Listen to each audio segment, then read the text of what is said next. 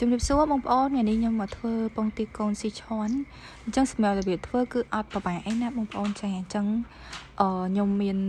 ថ្ងៃនេះខ្ញុំធ្វើវាចំនួន15គ្រាប់ណាអញ្ចឹងសម្រាប់ពងទាកូននេះខ្ញុំលាងវាស្អាតហើយខ្ញុំដាក់ស្ងោរវារយៈពេល15នាទីបងប្អូនហើយខ្ញុំដាក់ជាមួយនឹងស្លឹកក្រូចហើយនឹងគល់ស្លឹកគ្រៃចូលដើម្បីឲ្យវាកាត់ឆ្អាបហើយថែមអំបិលបន្តិចអញ្ចឹងណាបងប្អូនចា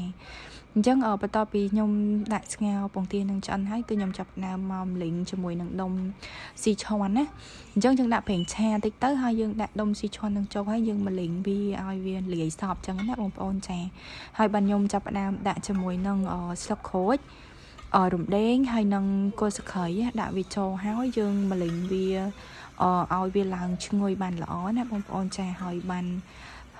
យើងចាប់ផ្ដើមដាក់គ្រឿងក្រៅផ្សេងចូលដូចគ្រឿងទេសជាមួយមានអំបិលមានប៊ីចេងមានស្ករសអីចឹងណាបងប្អូនចាយើងដាក់តាមចំណង់ចំណូលចិត្តរបស់យើងចង់បានអញ្ចឹងណាហើយខ្ញុំម្លីងវាឲ្យវាឡើងឈ្ងុយសិនណាបងប្អូនចាធ្វើមិនឲ្យវាស្ទប់ហើយវាឈ្ងុយបានល្អសិនបានខ្ញុំចាប់ផ្ដើមដាក់គ្រឿងទេសខ្ញុំដាក់ស្ករសចំនួនមកសភាពបាយពេញអញ្ចឹងណាបងប្អូនចាហើយខ្ញុំមានថែមប៊ីចេងបន្តិចទៅអញ្ចឹងបន្ទាប់ពីខ្ញុំដាក់គ្រឿងក្រៅនឹងរួចអស់ហើយខ្ញុំកូរវាឲ្យស្ទប់អញ្ចឹងណាបងប្អូនចាកូរវាឲ្យស្ទប់គ្រឿងក្រៅនឹងវាចូលគ្នាសព្វអស់ហើយបានខ្ញុំដាក់ទឹកដូងចូលអញ្ចឹងសម្រាប់ទឹកដូងនេះគឺខ្ញុំផលចំនួន1ផ្លែណាបងប្អូនចាដោយសារ1ផ្លែនេះទឹកវាច្រើនដែរអញ្ចឹងណាបងប្អូនចាហើយណាមួយពងទាកូនត15គ្រាប់ទេអញ្ចឹងប៉ុណ្ណឹងក៏វាសមល្មមអញ្ចឹងណាបងប្អូនបើសិនជាយើងធ្វើពងទាច្រើនជាងនេះយើងអាចដាក់2ផ្លែអញ្ចឹងណាចាអញ្ចឹងពេលដាក់ទឹកដូងហើយខ្ញុំកូរវាសព្វហើយខ្ញុំចាប់ផ្ដើមមកគោះពងទានេះវារៀងបែកបន្តិចចឹងណាបងប្អូនចាដើម្បីនៅពេលដែល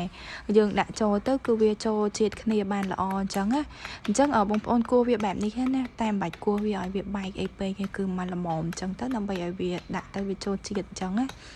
អញ្ចឹងខ្ញុំចាប់ផ្ដើមដាក់ពងទាដែលខ្ញុំគោះមុនហ្នឹងដាក់ចូលទៅក្នុងទឹកស៊ីឈាន់ដែលខ្ញុំបានធ្វើមុនហ្នឹងណាហើយខ្ញុំដាក់វាចូលរហូតដល់អស់ចឹងណាបងប្អូនចាហើយនៅពេលដែលយើងស្ងោរវាបន្តទៀតហ្នឹងគឺខ្ញុំស្ងោរវាប្រហែលជា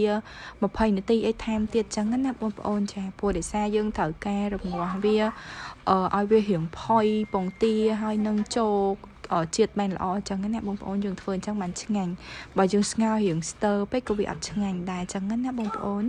អញ្ចឹងខ្ញុំចាប់ផ្ដើមដាក់ពងទានឹងឲ្យវាចូលទៅក្នុងទឹកស៊ីឈាន់របស់ខ្ញុំនឹងឲ្យវាអស់អញ្ចឹងណាបងប្អូនចាអញ្ចឹងខ្ញុំចាប់ផ្ដើមគ្របកុំមកប៉ុន្តែខ្ញុំគ្របវាបានតែមួយពុះហ្មងដែរណាបងប្អូនចា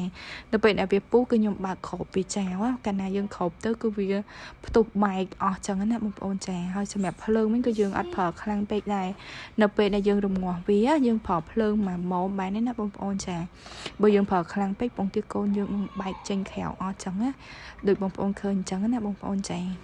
ឡូវសម្រាប់ពងទាស៊ីឈាន់របស់ខ្ញុំនោះគឺបានឆ្អិនដោយរហ័សហើយណាបងប្អូនចាហើយសម្រាប់រសជាតិវិញវាឆ្ងាញ់ណាបងប្អូនអញ្ចឹងសម្រាប់បងប្អូនចង់សាកធ្វើញ៉ាំអាចធ្វើញ៉ាំតាមវិធីនេះបានណាបងប្អូនវាងាយហើយឆ្ងាញ់ទៀត